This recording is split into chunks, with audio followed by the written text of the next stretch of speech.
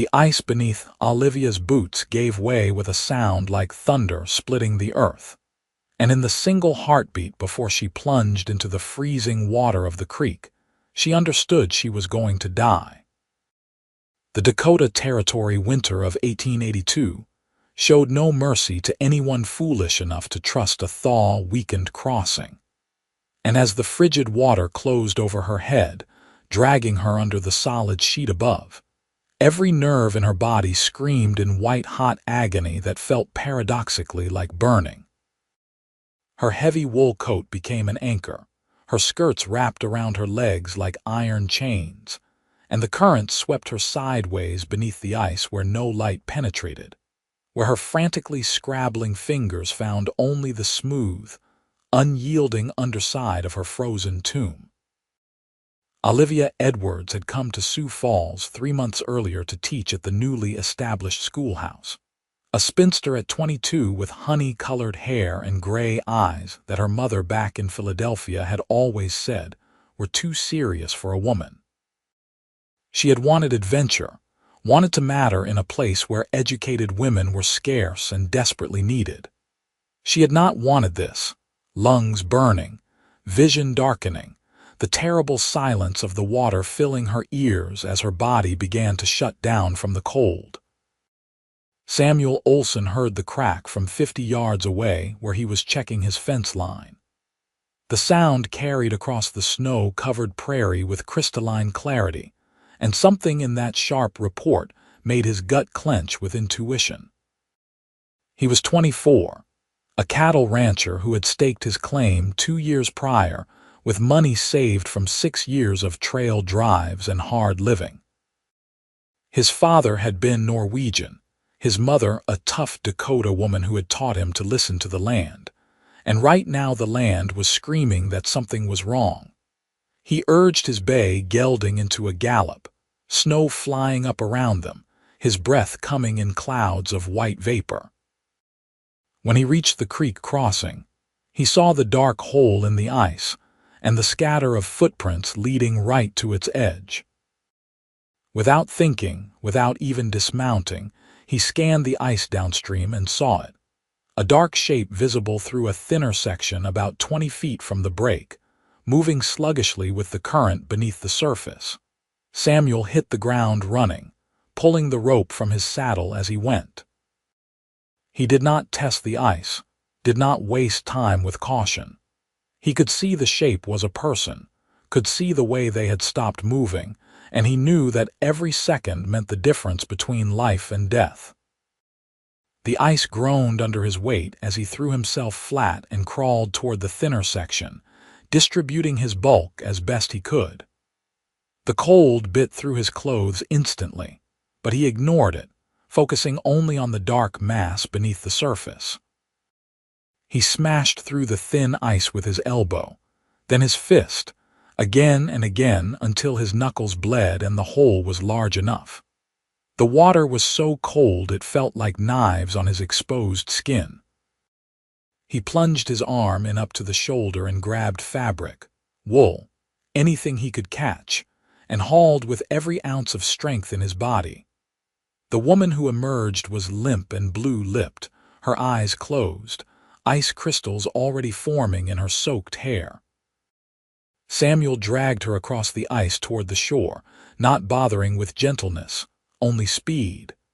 When they reached solid ground, he turned her on her side and water poured from her mouth. She was not breathing. He had seen a drowned cowhand pulled from a river once, had watched an old trail boss pound on the man's back and breathe into his lungs until he coughed back to life.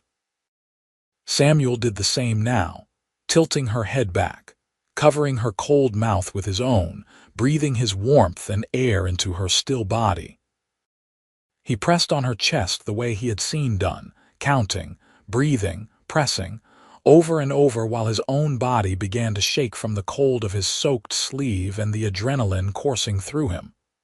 "Come on," he said through gritted teeth. "Come on, lady, breathe." She convulsed suddenly, water streaming from her mouth as she choked and gasped. Her eyes flew open, gray and wild with terror and confusion. She tried to speak but only managed a rattling wheeze. "I have got you," Samuel said, already stripping off his heavy coat. He wrapped it around her, knowing she was far from safe yet. Hypothermia would kill her just as surely as drowning if he did not get her warm immediately. His ranch was 2 miles away. The town was closer, maybe a mile, but he did not know if she would last that long in her sodden clothes in this wind. He made the decision in an instant. He lifted her onto his horse, climbed up behind her, and kicked the gelding toward town, holding her against his chest, trying to share what little warmth he had. She was shaking violently now, which he took as a good sign. It meant her body was still fighting. "Stay with me," he said into her ear. "What is your name?" "Oh, Olivia," she managed through chattering teeth. "Edwards." "The schoolteacher," he said, recognition dawning. He had seen her from a distance in town, had heard the talk about the pretty young woman from the East who had come to educate their children. "I am Samuel Olson." "You are going to be all right, Miss Edwards. We are almost there." The town doctor, a gruff man named Hendricks who had served as a field surgeon during the war, took one look at them and barked orders. Samuel found himself banished to the outer room while the doctor and his wife stripped Olivia's frozen clothes and wrapped her in warm blankets, surrounding her with heated stones wrapped in cloth. He sat on a wooden bench, still shaking himself, staring at his torn and bloody knuckles without really seeing them. An hour later, Dr. Hendricks emerged. "She will live," he said. "Thanks to you. Another minute under that ice and we would be planning a funeral." Samuel felt something unlock in his chest, tension he had not realized he was holding. "Can I see her? She is asking for you," the doctor said with a meaningful look. "Seems she wants to thank the man who saved her life." Olivia was propped up in the bed, still pale but with color returning to her lips. Her hair had been dried and hung loose around her shoulders, darker than he had realized, almost brown in this light. When she saw him, her eyes filled with tears. "You saved my life," she said, her voice rough and raw. "I was drowning and you pulled me out." "I heard the ice crack," Samuel said, feeling suddenly awkward standing in the doorway. "Anyone would have done the same. But you did it," she insisted. "You broke through the ice with your bare hands. Mrs. Hendricks told me. She said your knuckles are shredded." He looked down at his bandaged hands, flexing them experimentally. They hurt like hell, but he had endured worse. "They will heal." "I do not even know how to begin to thank you," Olivia said, and there was something in her eyes, a depth of feeling that made his breath catch. "You risked your own life without hesitation." "I could not just let you drown," he said simply. "I am glad you are all right, Miss Edwards." She held his gaze for a long moment, and he felt something pass between them, some wordless acknowledgement of the bond forged in those desperate minutes by the creek. He had held her life in his hands, had breathed his own breath into her lungs, and now they were connected in a way that transcended the normal boundaries of strangers. Dr. Hendricks insisted Olivia stay another day for observation, and Samuel found himself inventing reasons to return to town.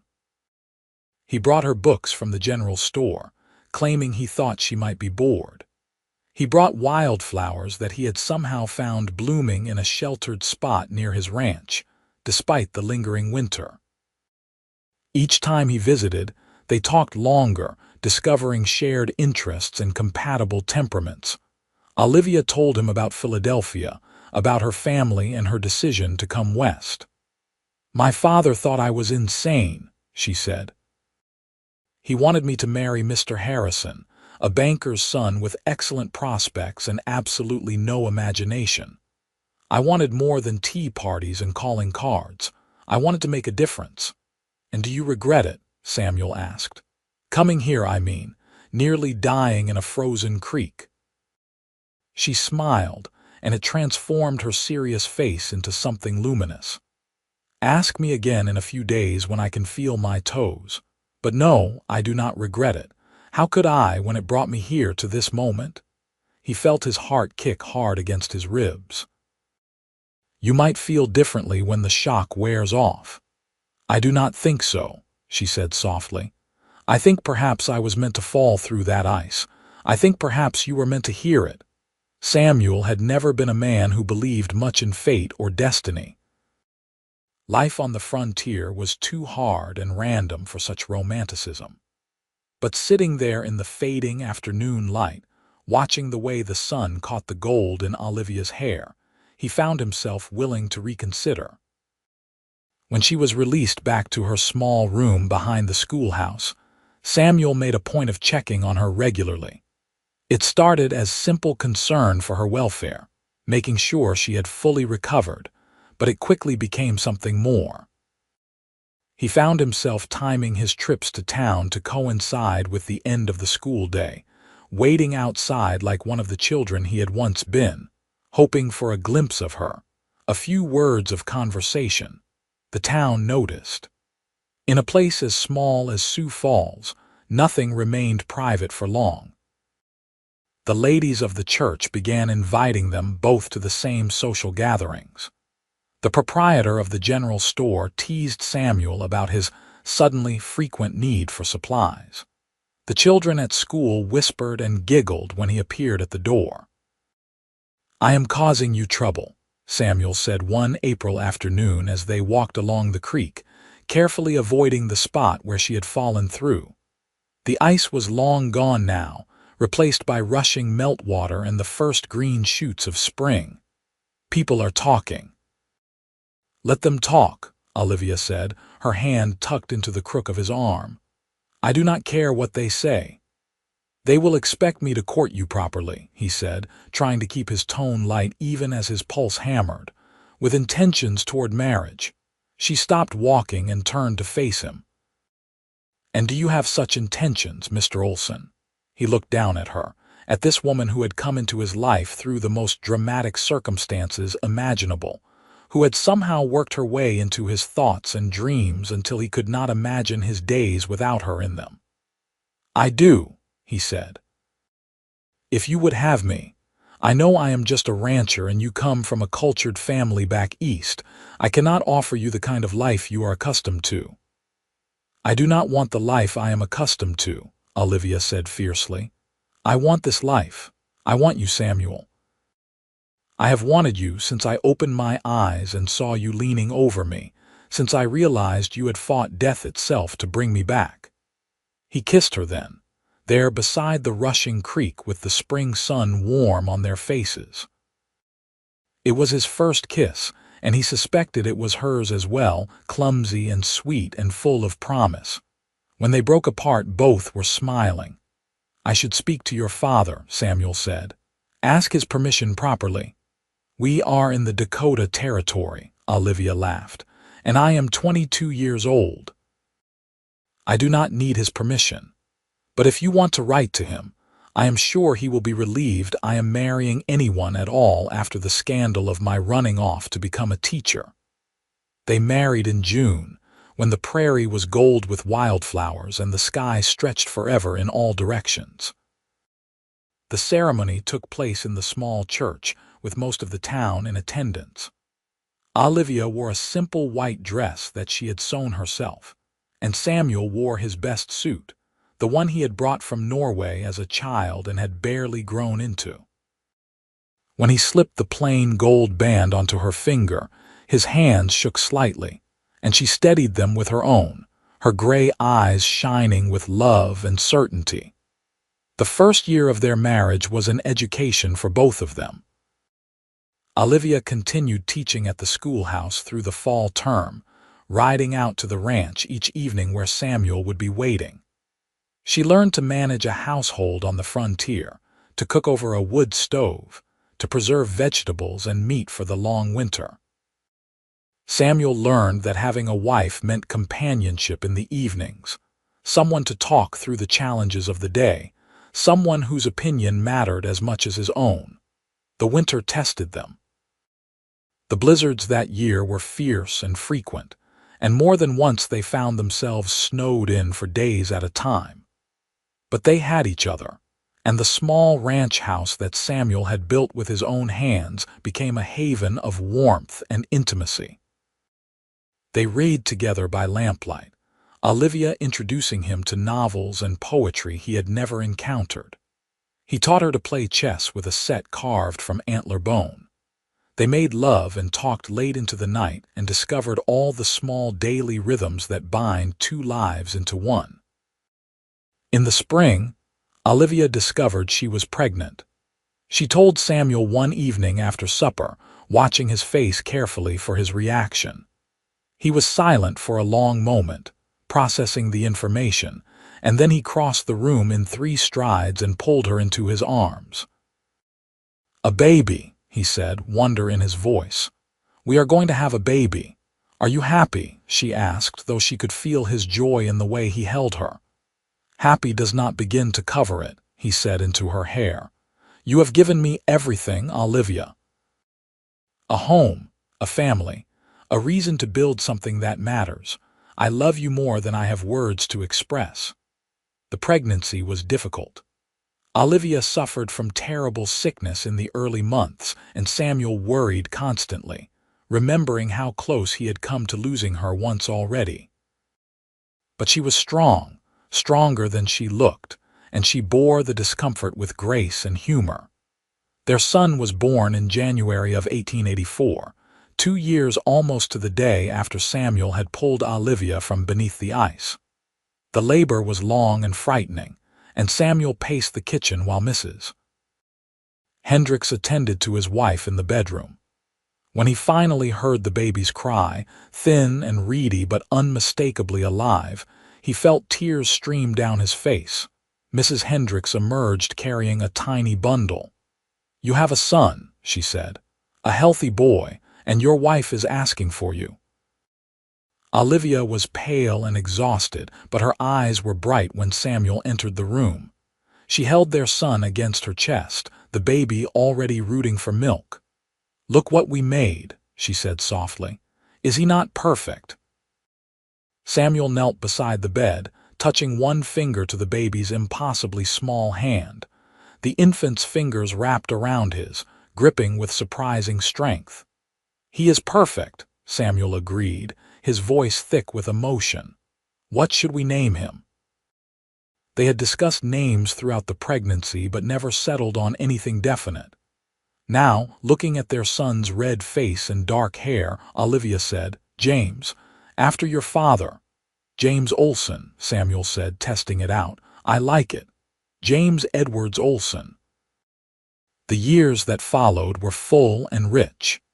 James grew into a sturdy, curious boy with his mother's gray eyes and his father's Norwegian blonde hair. The ranch prospered as Samuel added more cattle and built up his herd. Olivia stopped teaching at the schoolhouse and focused on their home and family, though she never lost her love of books and learning. In 1886, their daughter was born, a tiny thing with a shock of dark hair that they named Margaret. 2 years after that came another son, Peter, who was colicky and difficult but who grew into a sweet-natured child. Their home was full of noise and laughter and the organized chaos of family life. Samuel expanded the house, adding rooms to accommodate their growing family. He built Olivia a study where she could read and write, with windows that looked out over the prairie. She filled it with books ordered from catalogs, with papers and pens, and she began writing articles about frontier life that were published in Eastern magazines. Her vivid descriptions of the Dakota Territory brought her a small but dedicated following of readers. The land around Sioux Falls was changing. More settlers arrived every year, drawn by the promise of the Homestead Act and the spread of the railroad. The wild prairie was being carved into farms and ranches, the open range disappearing behind fences and property lines.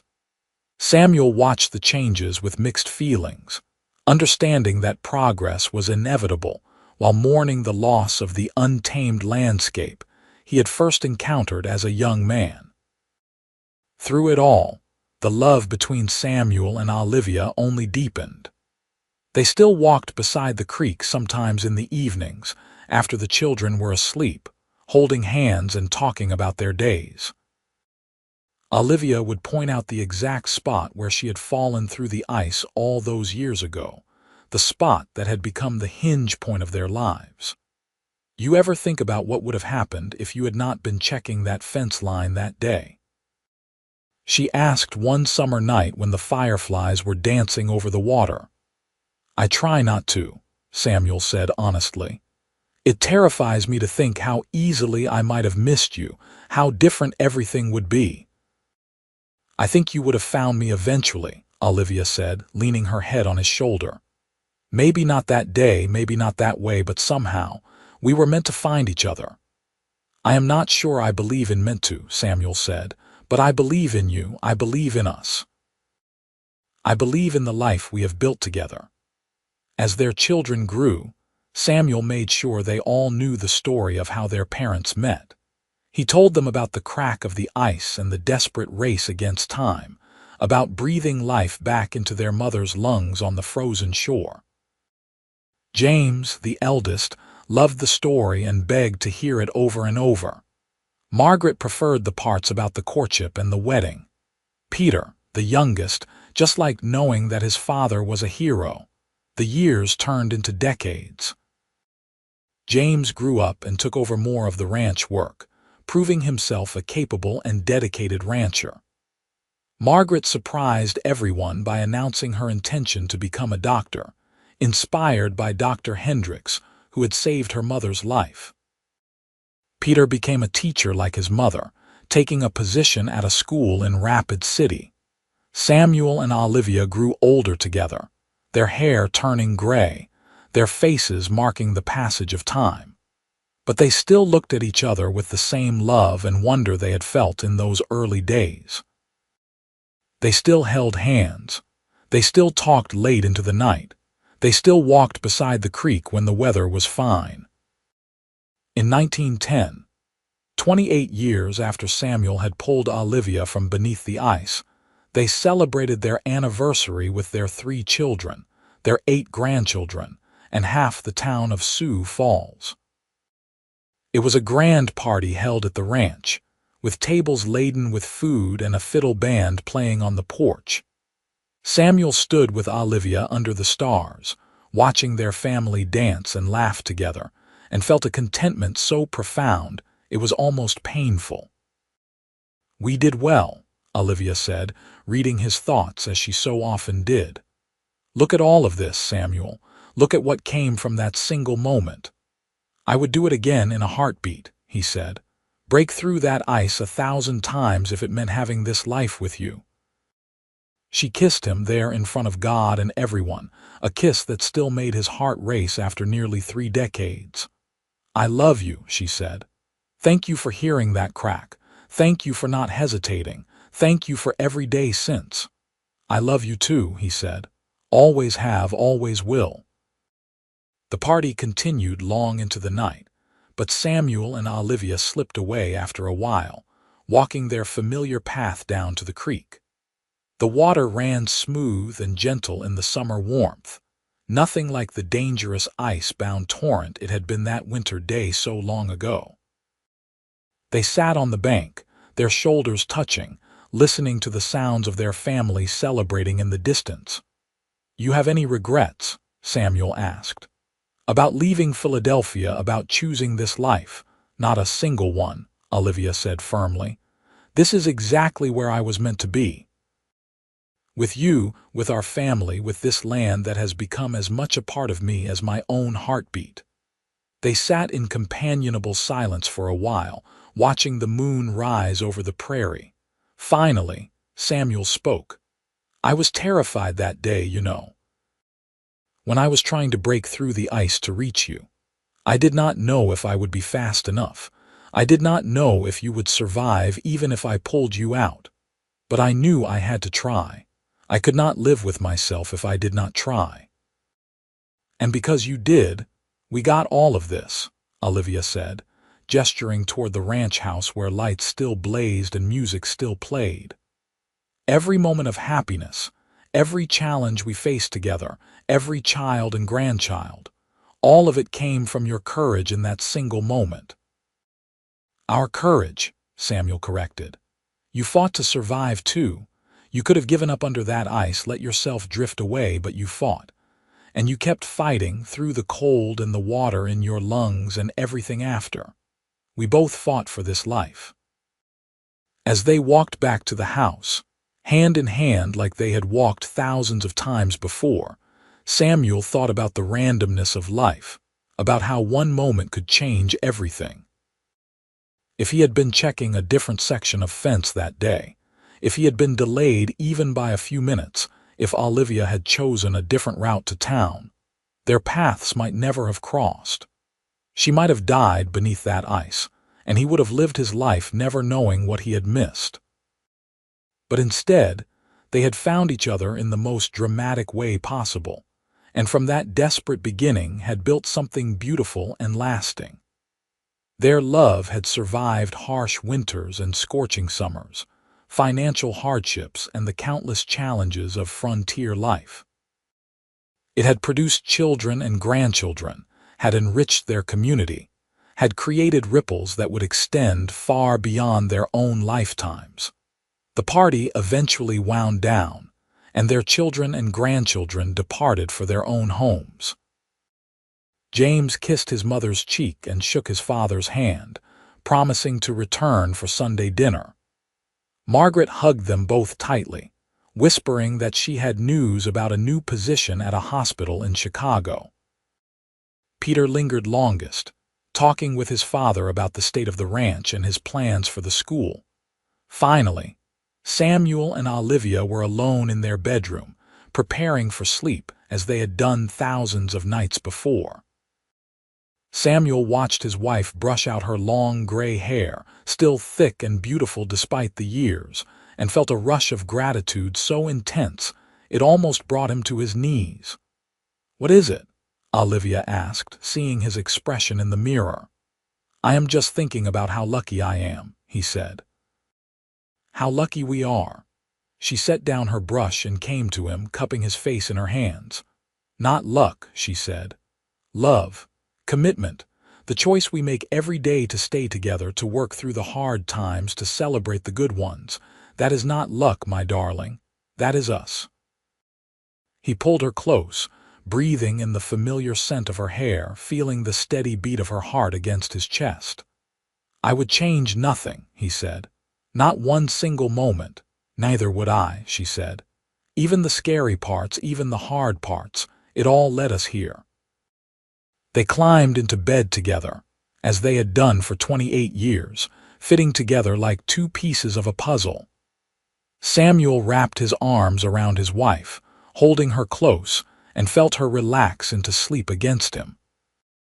He stayed awake a while longer, listening to her breathe, thinking about the ice and the crack and the desperate race to save her life. He had not known her name that day, had not known she would become his wife, the mother of his children, his partner in all things. He had simply heard a sound that his instincts told him meant danger, and he had acted. Everything else had followed from that single act of courage and compassion. The seasons continued their endless cycle. Winters came and went, each one a little easier than the last, as modern conveniences slowly made their way to the Dakota Territory. The ranch thrived under James's management, and Samuel found himself with more time to spend with Olivia, to travel a bit, to visit their children and watch their grandchildren grow. On their 35th anniversary, James surprised them with a photograph session. A photographer had come all the way from Rapid City with his equipment, and he set up in front of the ranch house to capture the family.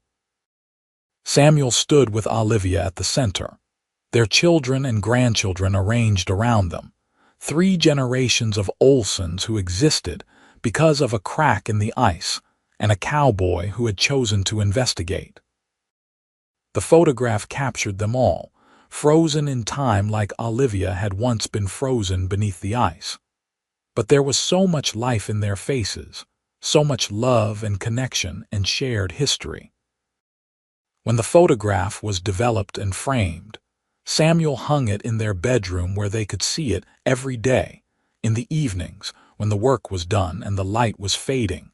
Samuel and Olivia would sit on their porch and watch the sun set over the prairie they had made their home.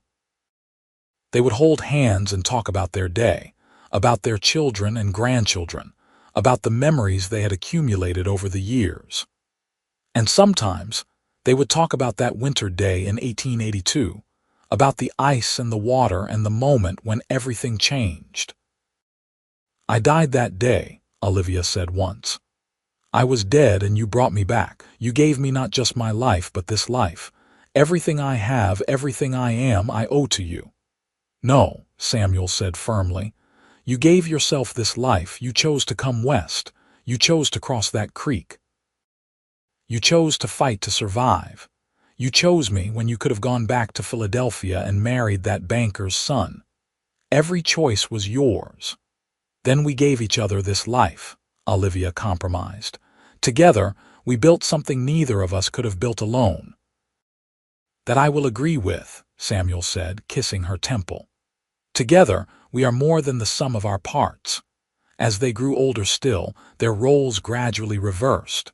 Samuel, who had always been strong and capable, began to slow down.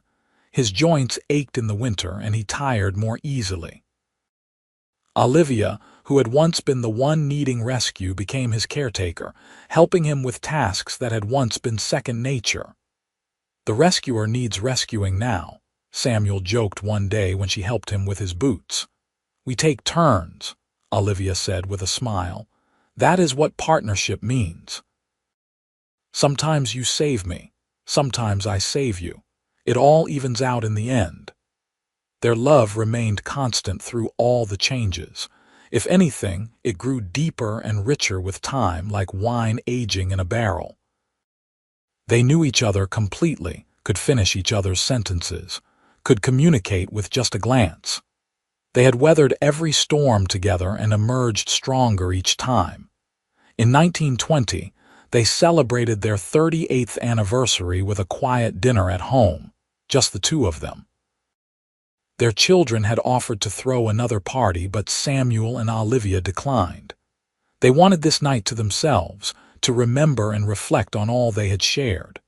38 years, Olivia said, raising her glass.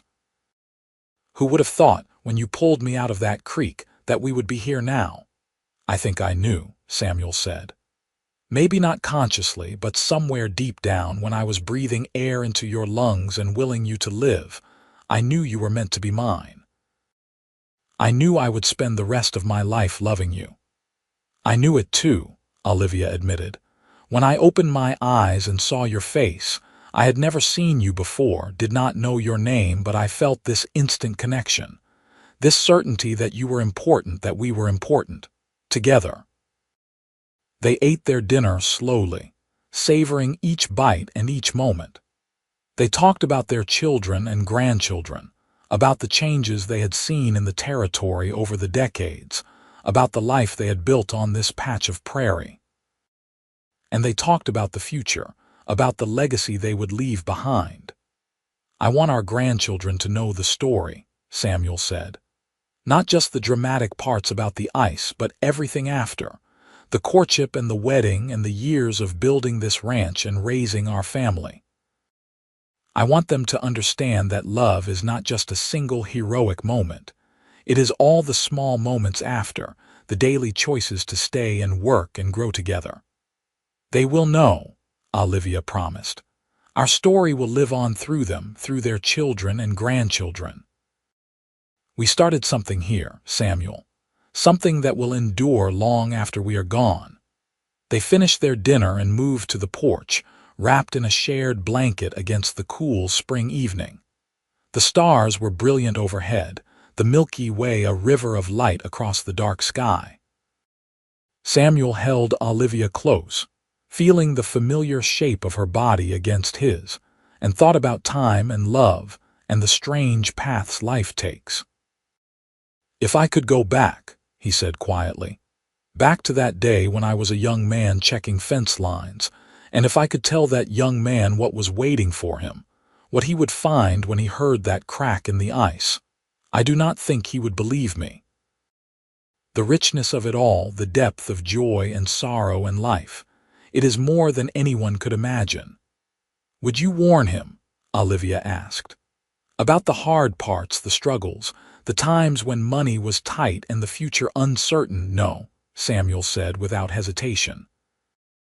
"I would not change a single thing. The hard parts made the good parts sweeter. The struggles made us stronger, and all of it, every moment, was worth it for the privilege of loving you." Olivia turned in his arms to kiss him, a kiss that held 38 years of love and devotion and partnership. "Thank you," she whispered against his lips. "Thank you for hearing that crack. Thank you for not hesitating. Thank you for giving me this beautiful life." "Thank you for fighting to survive," he said. "Thank you for choosing me. Thank you for every day of these 38 years. They sat together under the stars until the night grew too cold, then went inside to their warm house, their comfortable bed, their shared life. And in the morning, they woke up together as they had done for 38 years, ready to face whatever the new day would bring. Their love story had begun with ice and water and desperate fear, but it had become something warm and enduring and infinitely precious. From a moment of crisis had come a lifetime of partnership. From a stranger's courage had come a family's legacy. From the sound of cracking ice had come everything that mattered. And as Samuel held Olivia through the night, listening to her breathe, feeling the steady rhythm of her heart, he knew that he would make the same choice again and again, in every lifetime, in every world. He would always hear that crack. He would always come running. He would always pull her from the ice and breathe life back into her lungs, because she was his destiny, his partner, his love. And their story, born in a frozen moment of terror, had become a testament to the power of courage, compassion, and enduring love. The years continued to pass gently for Samuel and Olivia. They watched their grandchildren grow and begin families of their own, making them great-grandparents and filling their lives with even more joy. The ranch remained in the family, passed down through James and then his eldest son. The land that Samuel had claimed and built upon would remain an Olsen ranch for generations to come, a living monument to everything they had created together. On their 40th anniversary, all of their descendants gathered at the ranch for a celebration that lasted 3 days. There were children running everywhere, young parents chasing toddlers, teenagers rolling their eyes at family stories they had heard 100 times. Samuel and Olivia sat in places of honor, watching it all with wonder and pride. The youngest great-grandchild, barely 2 years old, climbed into Olivia's lap and patted her cheek with pudgy hands. Olivia held her close, breathing in that unique baby smell, and caught Samuel's eye across the room. The look they shared spoke volumes about the journey they had taken together, about the legacy they were leaving behind. That night, after everyone had finally settled down to sleep in various corners of the house and outbuildings, Samuel and Olivia took their last walk down to the creek. It was summer, warm and gentle, with the sound of crickets filling the air.